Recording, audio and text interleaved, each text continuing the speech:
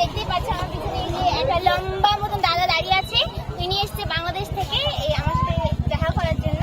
এটা ইনি বাংলাদেশ থেকে এসে পাসপোর্ট বের করতে ওনাদের এই দেখো উনি পাসপোর্ট নিয়ে আমি যখন আসলে ফটো তুলতে তো না ভেতর দেখাতে নেই। তো যাই হোক যখনই আসলে আমার মা বলছে পাসপোর্ট দেখা, তাহলে উনি সঙ্গে সঙ্গে পাসপোর্ট বের করে দিয়েছে। তো উনি এসছে বাংলাদেশ থেকে। দেখো কি লম্বা।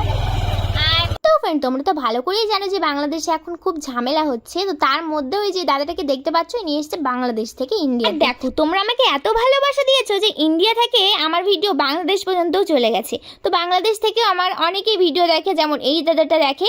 তো তোমরা আমার ভিডিওটা এতটা শেয়ার করো যাতে এই ভিডিওটাও বাংলাদেশে চলে যায় আর অনেকের কাছে পৌঁছে যায়।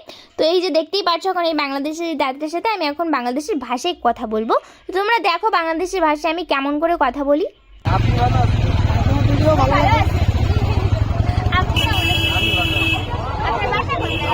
বেনাপুর বর্ডারে আমিও যাবো বাংলাদেশে। আপনি আসলে আসেন, আমি বাংলাদেশে গিয়ে ভিডিও বানাবো। গদখালি হ্যাঁ, ওখানে ফুলের বাগান আছে গদখালি। ওখানে কইতেছে ফুলের বাগান আছে, ফুলের বাগানে গিয়ে আমি ভিডিও বানাবো। ঠিক আছে গাইস, ঠিক আছে। আমি বাংলাদেশ কথা বলতে পারি। হ্যাঁ